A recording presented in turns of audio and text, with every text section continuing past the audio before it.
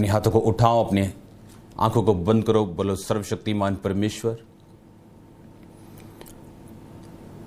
मैं तैयार हूं आपके वचनों को सुनने के लिए, आपकी मर्जी को जानने के लिए। आपका आत्मा आज मुझे छुए, मुझे तैयार करे आपके आगमन के लिए। मेरे विश्वास को मजबूत करे। बाइबल कहती जब तू नाना प्रकार की परीक्षाओं में पड़े तो इसको दुख की नहीं वरन आनंद की बात समझ। तुम्हारे विश्वास के परखे जाने से धीरज उत्पन्न होता है, और धीरज को अपना पूरा काम करने दो ताकि तुम सिद्ध और सिथर हो जाओ और तुम में किसी बात की घटी न रहे। सर्वशक्तिमान परमेश्वर, आपने अपने दास से कहा था कि शैतान ने तुम लोगों को मुझसे मांगा है कि तुम्हें गेहूं के समान फटके, पर मैंने प्रार्थना की है कि तुम्हारा विश्वास जाता न रहे। पिता, अपने लोगों को छू, तेरे लोगों का विश्वास मजबूत हो, तेरा अनुग्रह तेरे लोगों के ऊपर आए। प्रभु यीशु मसीह के सामर्थी नाम में हम मांगते हैं, आमीन आमीन। स्वागत है प्रभु यीशु मसीह की हुजूरी में। एक वर्ड मैं आपके लिए पढ़ूंगा, मत्ती 24 उसकी 4 आयत में लिखा, यीशु ने उनको उत्तर दिया, सावधान रहो, कोई तुम्हें ना भरमाने पाए, क्योंकि बहुत से ऐसे होंगे जो मेरे नाम से आकर कहेंगे मैं मसीह हूं, और बहुतों को भरमाएंगे। तुम लड़ाइयों की चर्चा सुनोगे तो घबरा ना जाना, क्योंकि इनका होना अवश्य है, परंतु उस समय अंत ना होगा, क्योंकि जाति पर जाति और राज्य पर राज्य चढ़ाई करेगा, और जगह जगह अकाल पड़ेंगे और भूकंप होंगे। ये सब बातें पीड़ाओं का आरंभ होगी। तब वे क्लेश देने के लिए तुम्हें पकड़वाएंगे और तुम्हें मार डालेंगे। मेरे नाम के कारण सब जातियों के लोग तुमसे बैर रखेंगे। बहुत से लोग तुम में से ठोकर खाएंगे और एक दूसरे को पकड़वाएंगे और एक दूसरे से बैर रखेंगे। बहुत से झूठे भविष्यद्वक्ता उठ खड़े होंगे और बहुतों को भरमाएंगे। अधर्म के बढ़ने से बहुतों का प्रेम ठंडा पड़ जाएगा। जो अंत तक धीरज धरे रहेगा उसी का उद्धार होगा।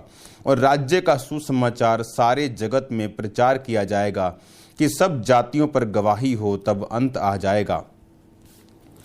इसलिए जब तुम उस उजाड़ने वाली घृणित वस्तु को, जिसकी चर्चा दानियेल भविष्यद्वक्ता के द्वारा हुई थी, पवित्र स्थान में खड़ी हुई देखो, जो पढ़े वह समझे, तब जो यहूदियों में हो वो पहाड़ों पर भाग जाए। 23 आयत में पढ़ूंगा उसके बाद में, यदि उस समय कोई तुमसे कहे देखो मसीह यहाँ है, तो विश्वास ना करना, क्योंकि झूठे मसीह झूठे भविष्यद्वक्ता उठ खड़े होंगे और बड़े चिन्ह अद्भुत काम हो दिखाएंगे, ताकि हो सके तो चुने हुओं को भी भरमा दे। देखो मैंने पहले से ही तुम्हें सब कुछ कह दिया है। 29 आयत को मैं पढ़ूंगा, उन दिनों के कलेश के तुरंत बाद सूर्य अंधियारा हो जाएगा और चंद्रमा का प्रकाश जाता रहेगा और तारे आकाश से गिर पड़ेंगे और आकाश की शक्तियां हिलाई जाएंगी।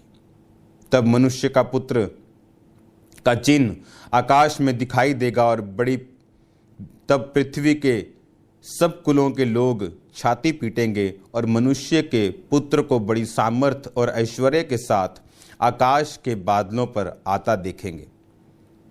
हालेलुया।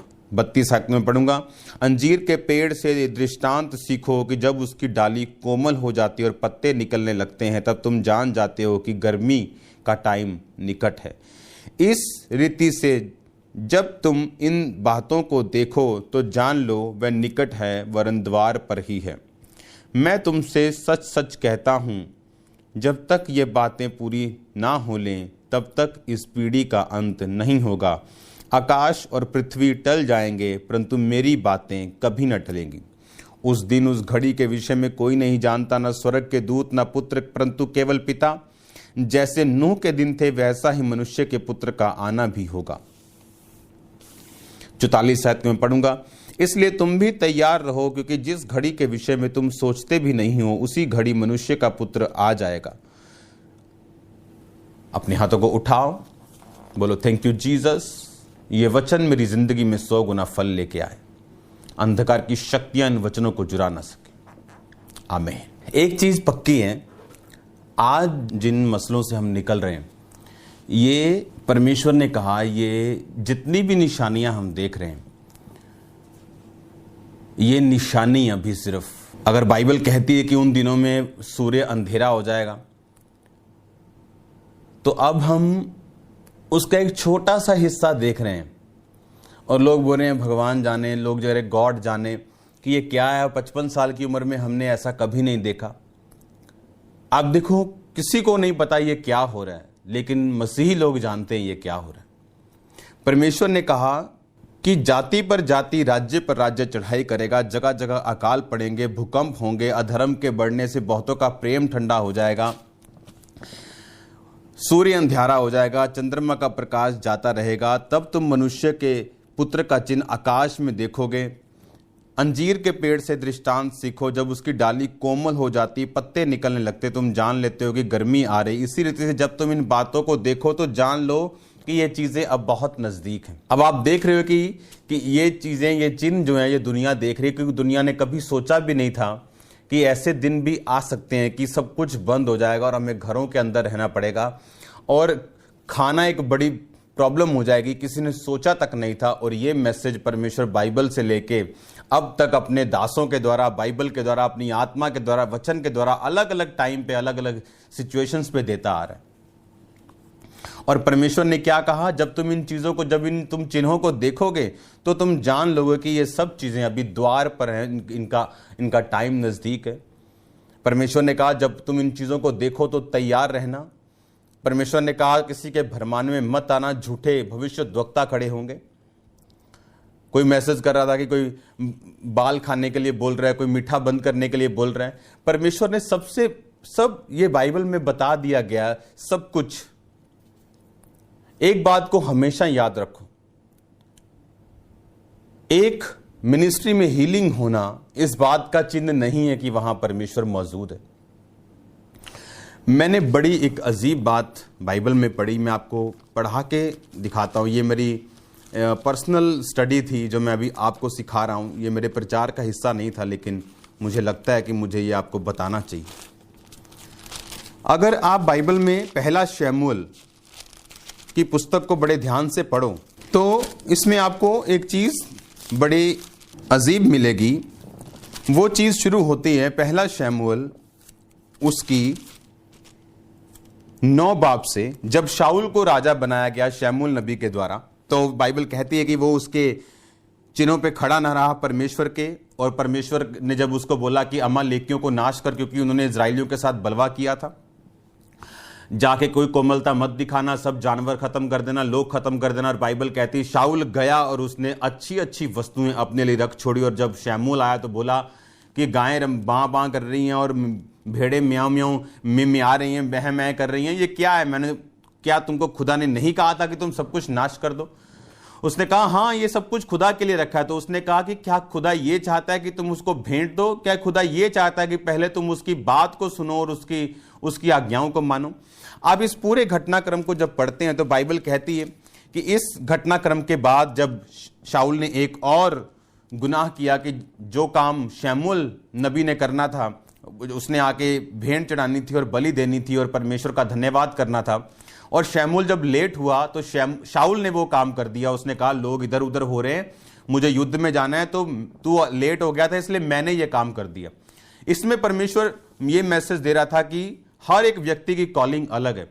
एक व्यक्ति जो पॉलिटिकल कॉलिंग में वो शमूएल की जगह लेने की कोशिश ना करे, वो खुद भेंट बलि देने की कोशिश ना करे, जो काम स्पिरिचुअल लोगों का वो खुद करने की कोशिश ना करे। इस कारण से शाऊल परमेश्वर का अपराधी ठहरा और परमेश्वर का श्राप उस पर आया। और जब उसने शमूएल को बोला अब क्या, तो शमूएल ने कहा कि अब राज्य तुझसे छीन कर तेरे एक पड़ोसी को दे दिया गया जो तुझसे ज्यादा अच्छा है। और उसने कहा नहीं ऐसा मत कर, और लिखा उसने उसकी कपड़े की शोर पकड़ी और जब शमूएल मुड़ा तो वो कपड़ा फटा और शमूएल ने कहा अब राज्य तुझसे छीन लिया गया और तेरे एक पड़ोसी को दे दिया गया। अब आप देखो, मैंने आपको ये क्यों बताया कि राज्य छीनने के बाद यहोवा का आत्मा शाऊल नबी से उठ गया।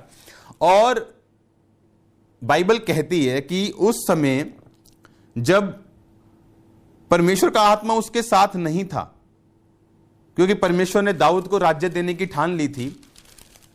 अगर आप देखो तो इतनी गलतियां करने के बावजूद भी 14 बाब में 47 आयत में लिखा, तब जब शाऊल इजराइलियों के राज्य में स्थिर हो गया, तब मुआबी, अम्मोनी, अदोमी, पलिश्ती और अपने चारों ओर के सब शत्रुओं से, सोबा के शत्रुओं से लड़ा और जहां जहां वो जाता था वहां वहां जय पाता था।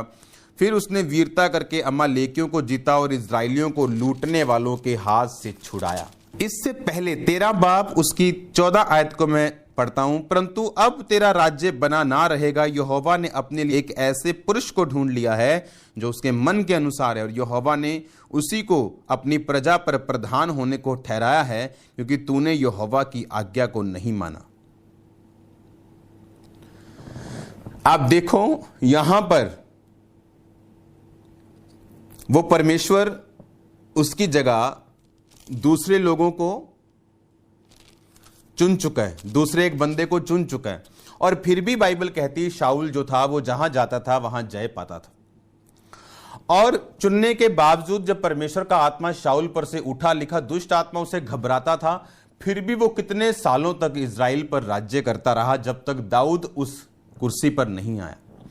मेरे कहने का मतलब यह है कि हीलिंग एक मिनिस्ट्री में इस बात का सबूत नहीं है कि वहां पर परमेश्वर मौजूद है, क्योंकि हीलिंग एक वरदान है, प्रोफेसी एक वरदान है।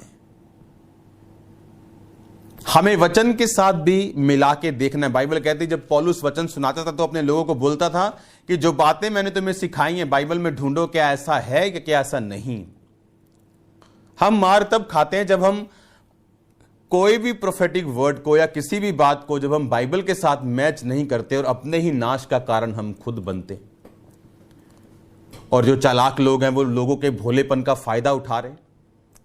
बाइबल कहती, उसने कहा कि बहुत से झूठे नबी उठ खड़े होंगे और बहुतों को भरमाएंगे। एक मैसेज मुझे मिल रहा था कि बाइबल में से बाल निकलेगा, उस बाल को किसी ने खाने के लिए बोला है। क्या ये रबिश चीजें, क्या परमेश्वर का आत्मा आपको लगता है वो ऐसा बोलेगा कि खट्टा नहीं खाना, कोड़ा नहीं खाना? क्या आपको लगता है कि परमेश्वर का आत्मा ऐसा बात करेगा? उसने आपको अधिकार दिया, उसने कहा किसी भी वस्तु से तुम्हें कुछ भी हानि ना होगी। अब हम बकरे काट के उसका लहू अपने ऊपर नहीं लगाते। बाइबल कहती एक ही बार यीशु मसीह कुर्बान हुआ, खुदा का निष्कलंक मेमना, उसके लहू के द्वारा हमने अपने पापों से छुटकारा पाया। उसका लहू हम रोज लगाते हैं, एक दिन किसी खास दिन पे नहीं लगाते, रोज अपने लोगों पे, रोज अपने आप पे, अपनी फैमिली पे, अपने घरों पे, अपने बिजनेस पे लगाते हैं, विश्वास के साथ, ईमान के साथ। हालेलुया।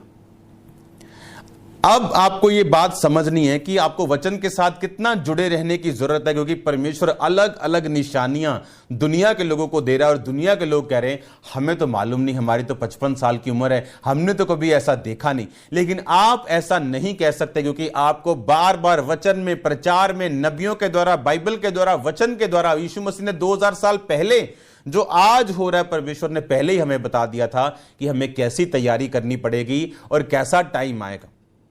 अभी तो कुछ भी नहीं।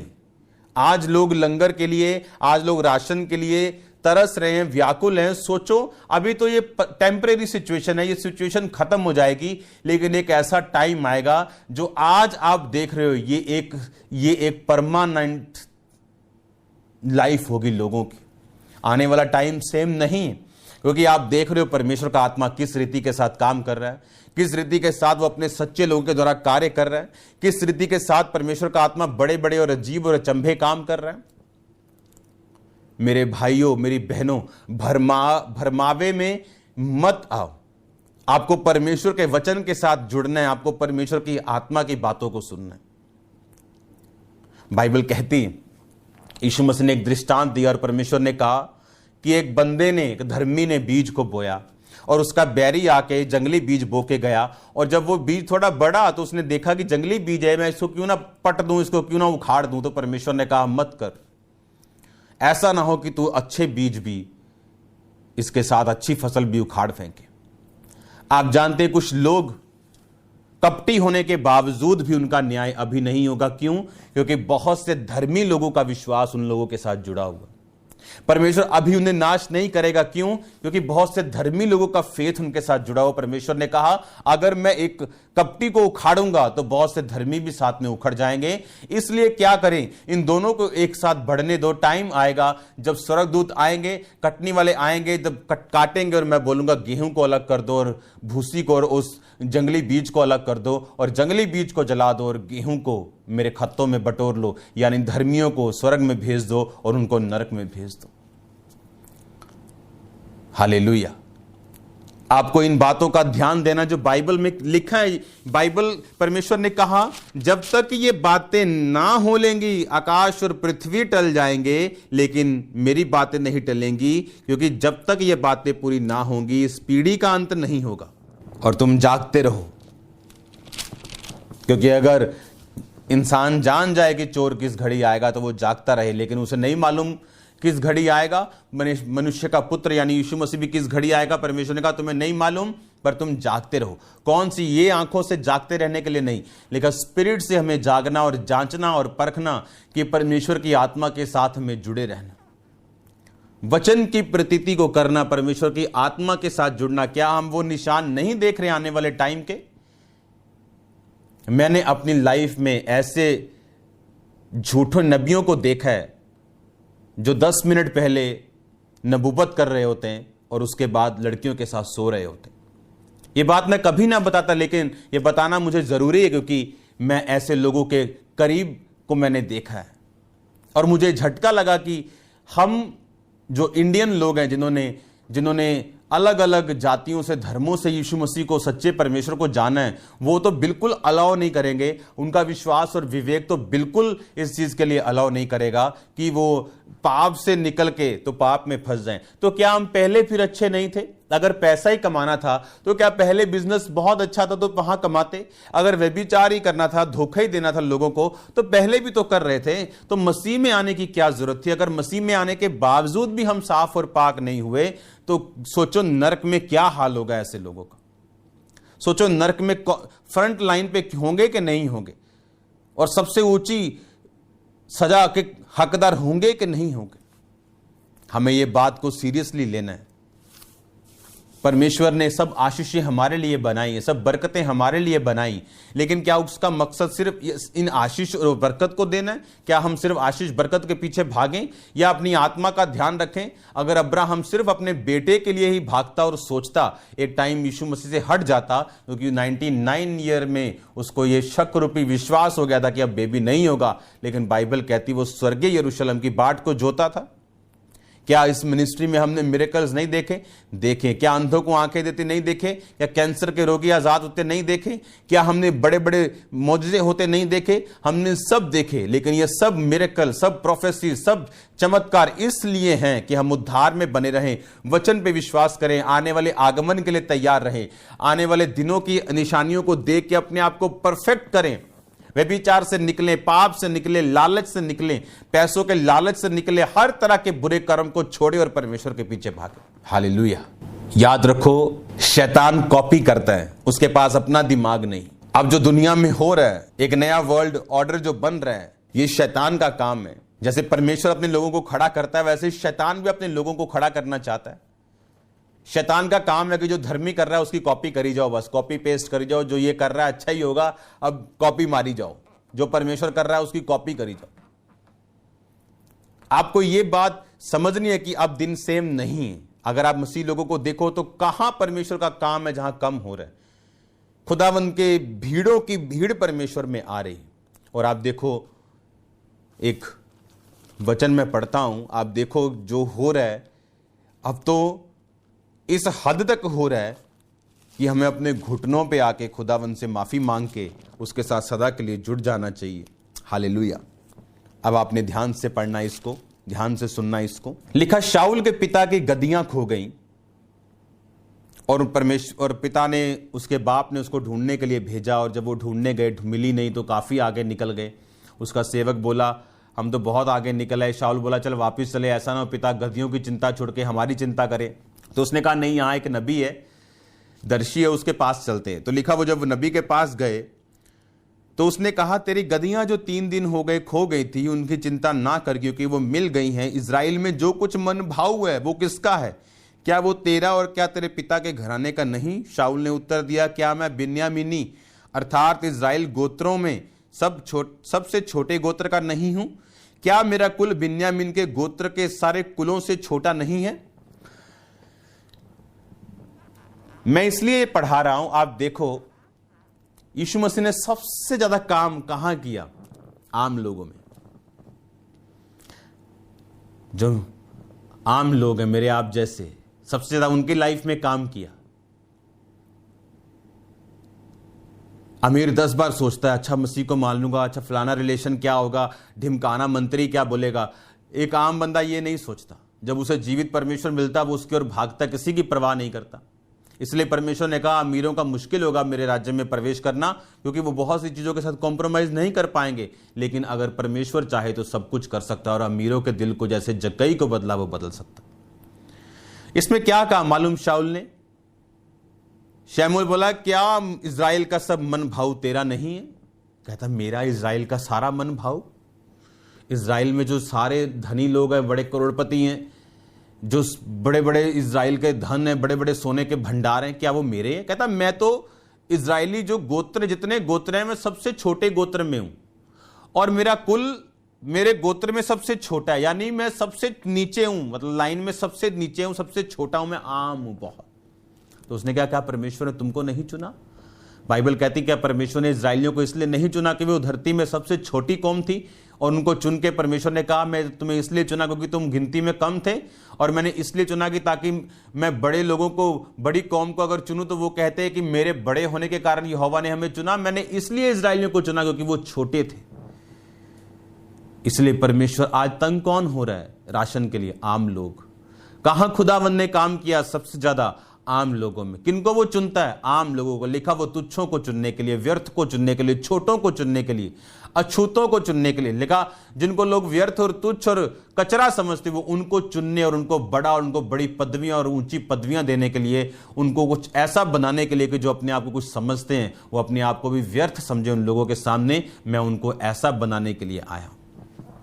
क्या परमेश्वर का वचन पूरा नहीं हो रहा? अगर आम लोग अटैक के नीचे थे और हैं अभी, तो परमेश्वर अभी चुन किन लोगों को रहा है? आम लोगों को। हजारों लाखों की गिनती में रोज लोग परमेश्वर में आ रहे हैं। क्या शैतान इस बात को नहीं देखता? क्योंकि उसका बस नहीं चलता। उसका बस अब ये चला कि वो एक नया वर्ल्ड ऑर्डर बनाना चाहता है। एक ऐसे लोगों का समूह अब खड़ा होगा जो एंटी क्राइस्ट होंगे, जो मसीह के विरोधी होंगे, जो किसी धर्म की बात नहीं सुनेंगे, जो नास्तिक होंगे, एक नया धर्म बनाएंगे, सब धर्म को मिक्स करके, जिनका कोई धर्म ईमान नहीं होगा। और दूसरा धड़ा वो होगा जो मसीही होगा, जो मसीह लोगों की अगुवाई करेगा, बहुत सी चीजों के साथ फाइट करेगा। अब वो शैतान एक्सपोज हो गया। अब वो कहते ना अपना रंग दिखाने लगा। अब वो अपना आप दिखाने लगा कि मैं कौन हूं, और वो उसका रंग अब बढ़ता जाएगा। और जब वो अपने पूरे शबाब में होगा, मसीह आ जाएंगे, बाइबल कहती। हालेलुया। मेरे भाइयों, किसी भी भरमावे में मत आना। शाऊल को मसा किया गया।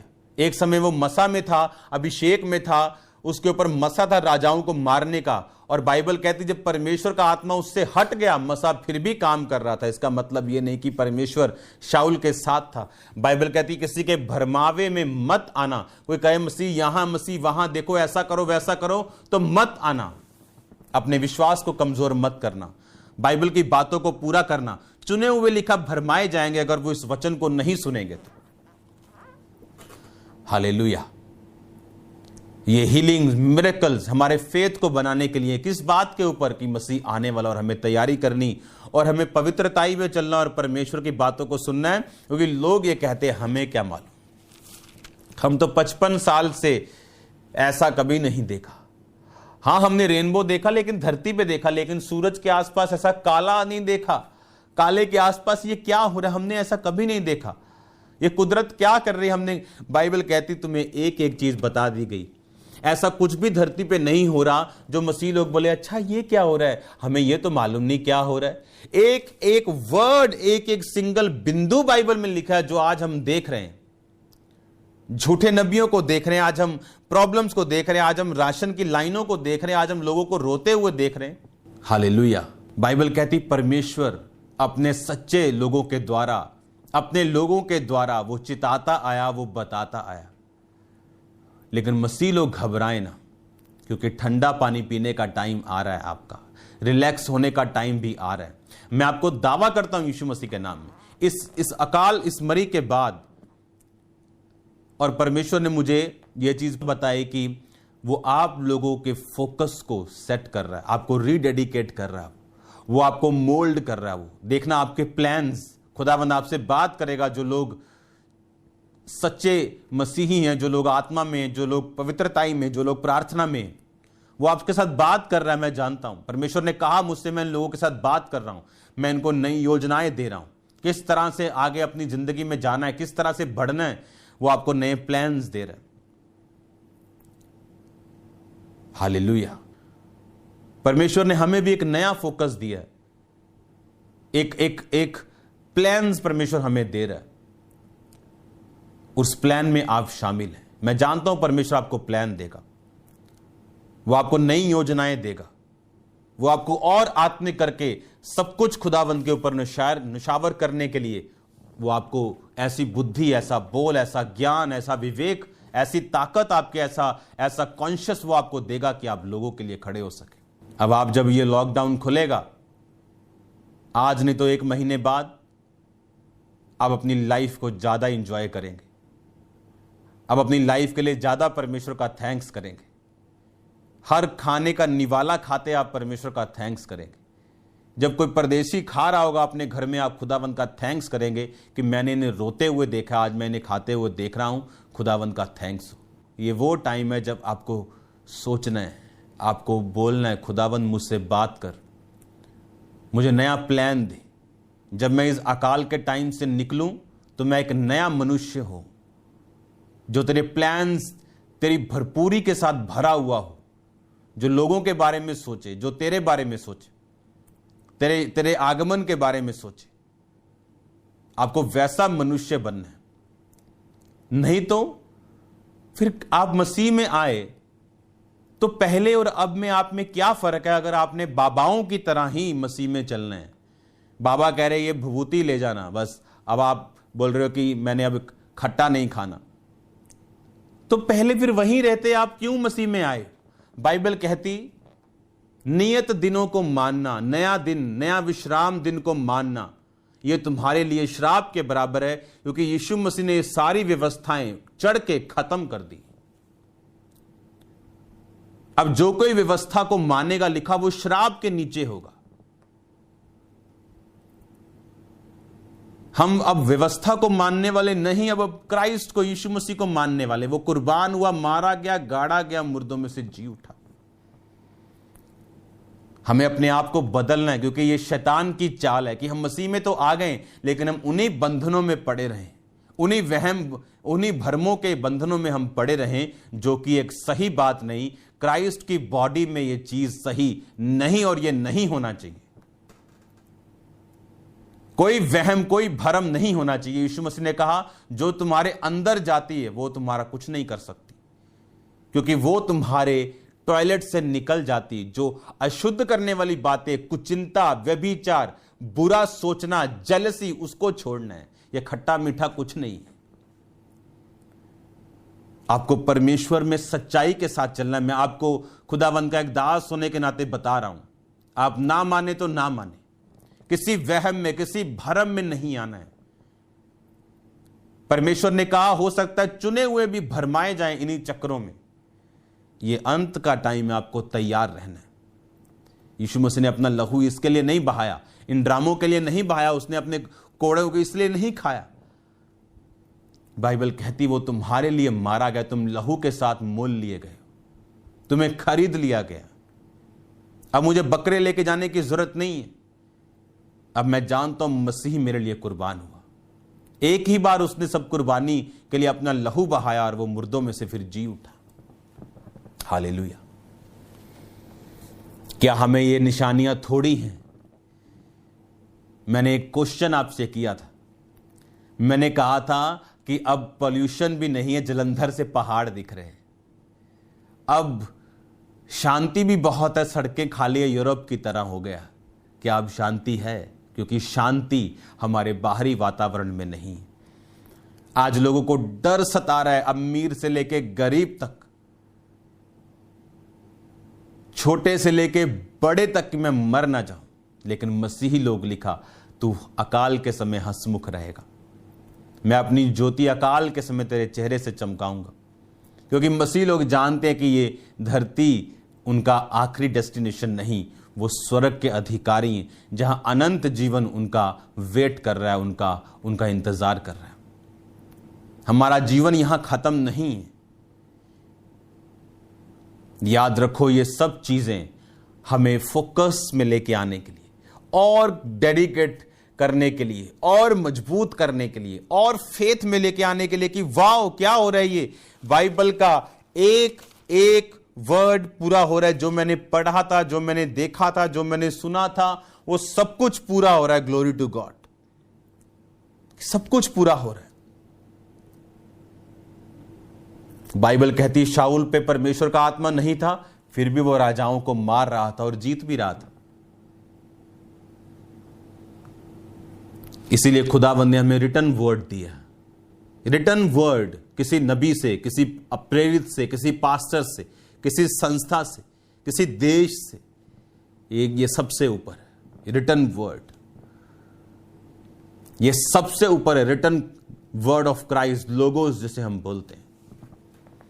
इससे मैच करो सब चीजें, अगर मिलती हैं तो करो। हालेलुया। हम किसी को जज नहीं करें, लेकिन अपना दिमाग जरूर रखें। जो बाइबल में लिखा वो बिल्कुल सही है। आमीन। क्या यीशु मसीह ने इसलिए प्रभु भोज हमें लेने के लिए नहीं बोला? उसने कहा क्योंकि पुराने टाइम में कलीसिया में गड़बड़ थी कि जब लोग खाना अपने घरों से लेके आते थे और गरीब अमीर मिलके खाते थे,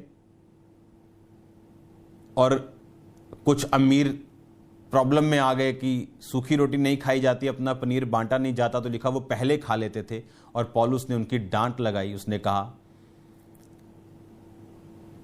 कि अगर तुम कलीसिया को तुच्छ जानते हो तो खाने पीने के लिए अपने घर हैं, वहीं खा लिया करो। गरीबों को आके बेइज्जत क्यों करते हो? क्या हमें नहीं मालूम कि प्रभु भोज जो आज हम ले रहे हैं, इसका मतलब यह है कि हम क्राइस्ट की बॉडी को पहचाने, हम परमेश्वर को पहचाने। उसने क्यों लहू बहाया, उसने क्यों कोड़े खाए, क्यों अपना बदन हमें दिया। और किसी एक खास दिन यीशु मसीह का लहू लगाने की जरूरत नहीं। अगर कोई आपसे बोले, अगर एक स्टूडेंट आपके पास आए और बोले पापा जी प्रेयर कर दो, मैं पास हो जाऊं, और पूरा साल वो पढ़ा ना हो, क्या वो एक दिन की प्रेयर उसे छुड़ा लेगी? इमरजेंसी में स्टपनी यूज करने वाले कई बार स्टपनियां भी पंचर देखते हैं और फिर रास्ते में लिफ्ट्स मांगते हैं। क्या आपको नहीं मालूम जो लहू आपने लगाना है वो एक तारीख को नहीं, आपको रोज लगाना है। रोज, एवरी डे आपकी पर्सनल प्रेयर में। अगर आप क्रिश्चियन है, आपकी एक पर्सनल प्रेयर होनी चाहिए जो सिर्फ आपके लिए, आपके परिवार के लिए होती। तो सुबह का टाइम सबसे अच्छा है। उसके बाद सेकंड सेशन प्रेयर का होना चाहिए जहां आप लोगों के लिए, पास्टर्स के लिए, दूसरे मिनिस्ट्रीज के लिए प्रार्थना करते हैं। एक तीसरा सेशन जहां आप वॉरफेयर प्रेयर करते हैं, जहां आप लड़ने वाली प्रार्थनाएं करते हैं शैतान की शक्तियों को हराने के लिए। क्या आप नहीं जानते प्रार्थनाएं किस रीति के साथ करनी चाहिए? क्या ऐसा हो सकता है कि सारा साल कोई तैयारी ना करे, बाद में आके एक दिन प्रार्थना करके चला जाए और पास हो जाए? क्या आपको लगता है ऐसा हो जाएगा? कोई सारा दिन, सारा साल पाप करे और साल के अंत में बोले भजन संहिता 91 में प्रभु जी ये लिखा, क्या ऐसा हो सकता है? परमेश्वर उसको उत्तर देगा? बाइबल कहती बुद्धि ने कहा मैं तुम्हें पुकारती रही, तुमने सुना नहीं, लेकिन अब तुम पर जो विपत्ति आई, अब मैं तुम्हारी ना सुनूंगी, अब मैं तुम पे हंसूंगी। परमेश्वर की बुद्धि ने कहा जब मैंने पुकारा तुमने ध्यान नहीं दिया। तो ये एक दिन का टोटका इस्तेमाल मत करो। आपको लगातार परमेश्वर का लहू लगाना है, आपको रोज परमेश्वर की प्रार्थना करनी है, आपको रोज भजन संहिता 91, 51, 86 आपको रोज पढ़ना है, रोज भजन संहिता अलग अलग पदों को निकाल के पढ़ना है, आपको रोज प्रार्थनाएं करनी है, रोज खुदावंद के वचन के नीचे रहना है, पवित्रताई में रहना है। ये बाबाओं वाले टोटके आपने यूज नहीं करने। रोज एवरी डे डिक्लेरेशन करनी, सुबह रात को सोते वक्त जो मैंने आपको पढ़ाया और सिखाया उस पर ध्यान देना है। आमीन। इस अकाल के दिनों के बाद अब हंसमुख निकलेंगे, ब्लेस्ड निकलेंगे यीशु मसीह के नाम में। आपको क्राइस्ट की बॉडी में जो कमियां, जो खामियां, जो करप्शन लोग एंटर करने की कोशिश कर रहे हैं, आपको दूर रहना है उन चीजों से। प्रार्थनाओं में रहना और रोज प्रार्थना करनी, स्टपनी यूज नहीं करनी। कोई साल के एंड में प्रार्थना करके आप पास नहीं होंगे। कोई जेन्युइन रीजन होता है, कोई लाखों में एक अगर हो जाए, लेकिन याद रखो आपको सारा साल तैयारी करनी, सारा साल पवित्रताई में रहना है, यीशु मसीह के लहू को मांगना है। ये कोई टोटका नहीं है, पुराने नियम से बाहर निकलो। हालेलुया। आज हमें इन सब करप्शन से, इन चीजों को परखना, जांचना और इनसे दूर रहना। हमें ये चीजों को समझना है। हालेलुया। हमें करप्शन से दूर रह के एक शुद्ध मन, शुद्ध विवेक के साथ परमेश्वर को फॉलो करना है। हमें वर्ड में जांचना और परखना है। मैं उन लोगों को गलत बिल्कुल नहीं कहता हूं जो लोग ऐसे लोगों के वश में, क्योंकि जहां वो हैं इस टाइम, कभी मैं भी था उस टाइम, तो मैं जानता हूं एक अच्छा व्यक्ति एक रॉन्ग व्यक्ति को फॉलो कर सकता है, लेकिन बाइबल कहती परमेश्वर अपने लोगों को छुड़ाएगा और यीशु मसीह के नाम में छुड़ाए जाएंगे। आमीन। इन विपत्तियों को देखो, मैच करो। सूर्य अंधेरा, चांद लहू सा, अंत के दिन, हम सब कुछ एक ट्रेलर के रूप में देख रहे। पिक्चर आती है ना, जब उसका ट्रेलर लॉन्च करते हैं कि ट्रेलर लॉन्च हुआ है जी, वो ट्रेलर लॉन्च किया है, ये पिक्चर नहीं, ये अंत दिन नहीं आ रहे हैं। ये मतलब वो टाइम ऐसा नहीं कि एक महीने में यीशु मसीह, ये परमेश्वर ने एक ट्रेलर लॉन्च किया। अब पिक्चर कब आती है ये अभी परमेश्वर बता सकते हैं। हम ट्रेलर देख चुके हैं, और जब ट्रेलर आ जाता है उसका मतलब क्या कि पिक्चर रेडी है, एडिटिंग हो चुकी, सर्टिफिकेट मिल चुके हैं, सब कुछ हो चुका है। बस अब सिनेमा वालों से बात हो रही है और कभी भी पिक्चर रेडी हो जाएगी। एक प्रेस कॉन्फ्रेंस होगी, सब आएंगे, सब हीरो और बोलेंगे जी हमारी पिक्चर इस तरीके को रिलीज हो रही। तो ये पिक्चर अभी रिलीज होनी है सिर्फ, और सब आप ट्रेलर देख चुके हो, सब चीजों को देख चुके हो, न्यू वर्ल्ड ऑर्डर की तैयारी देख चुके हो, एंटी क्राइस्ट कहां से खड़ा होगा आप ये देख चुके हो। अब एक सर्वधर्म एक संस्था बनेगी और सब धर्मों को मिक्स करके एक किताब बना दी जाएगी। ये सब चीजों की शुरुआत हो चुकी, लेकिन याद रखो क्रिश्चियन लोगों को अपने विश्वास पे खड़े रहना है। बाइबल कहती अधर्म के बढ़ने से बहुतों का प्रेम ठंडा हो जाएगा, पर जो अंत तक धीरज रखेगा उसी का उद्धार होगा। याकूब 1:2 में लिखा है, मेरे भाइयों जब तुम नाना प्रकार की परीक्षाओं में पड़ो तो इसको आनंद की बात समझो। ये जानकर तुम्हारे विश्वास के परखे जाने से धीरज उत्पन्न होता है, पर धीरज को अपना पूरा काम करने दो ताकि तुम पूरे और सिद्ध हो जाओ और तुम में किसी बात की घटी न रहे। परमेश्वर ने कहा जब तुम परीक्षाओं में पढ़ो तो इसको आनंद की बात समझो। ये परीक्षा जो आप लोगों पे पड़ी, आप देखोगे अब अपनी लाइफ को रिफोकस कर रहे हो, एक नया फोकस, डेडिकेशन, एक नया समर्पण, एक नया आप में जुनून और बल होगा। आप अगला टाइम फुल जियोगे, डल नहीं जियोगे, लेजी नहीं जियोगे। आपको मालूम होगा आप क्राइस्ट के लिए जियो, आप काम भी करोगे परमेश्वर के लिए, हेल्प भी करोगे परमेश्वर के लिए, सब चीजों को आप परमेश्वर के लिए करोगे। हालेलुया। आपने वीडियो देखी, कहता पता नहीं 55 साल की उम्र में ऐसा, पता नहीं ये क्या है, गॉड जाने ये क्या है, लेकिन आप जानते हो ये क्या है, मैं जानता हूं ये क्या है। अपने बाप ने अपने बेटों से कभी कुछ छुपाया नहीं, अपने नबियों से कुछ छुपाया नहीं। आप जानते हो ये क्या है, हम जानते हैं ये क्या है, ये दुनिया किस ओर जा रही। आप जानते हैं, अगर आपको कोरोना वायरस की चिंता है तो मैं आपको बता देता हूं, ये दुनिया आने वाले टाइम में इस वायरस से ज़्यादा पैसों की चिंता करेगी, इकोनॉमी की चिंता करेगी, क्योंकि इससे उभरते उभरते टाइम लगेगा और भार लोगों के ऊपर डाला जाएगा। बस इससे ज़्यादा मैं और कुछ नहीं कह सकता। God bless you all. खुदावंद आपको ब्लेस करे। मैं आपके लिए प्रार्थनाओं में हूँ, लेकिन परमेश्वर आपको छुड़ाएगा, वो आपको ब्लेस करेगा, वो हम सबको एक नए लेवल पे लेके जाएगा। रिलैक्स होने का टाइम आपकी लाइफ में आएगा। याद रखो, आप चमक के साथ वापस आएंगे। आप देख लेना, ये वर्ड्स पूरे होंगे। रिलैक्स होने का और ठंडा पानी पीने का टाइम आपकी लाइफ में आ रहा है, जहां आप रिलैक्स्ड होंगे। जैसे एक दूर देश से आया हुआ थका हारा बंदा जब ठंडा पानी पीता, आप वो ठंडा पानी की उस फीलिंग को आपकी लाइफ में आप लोगे बहुत जल्दी। Hallelujah. God bless you all. परमेश्वर के वचनों को सुनने के लिए हमारे चैनल को सब्सक्राइब कीजिए और हमारी लेटेस्ट वीडियो सबसे पहले देखने के लिए बेल आइकन को प्रेस कीजिए।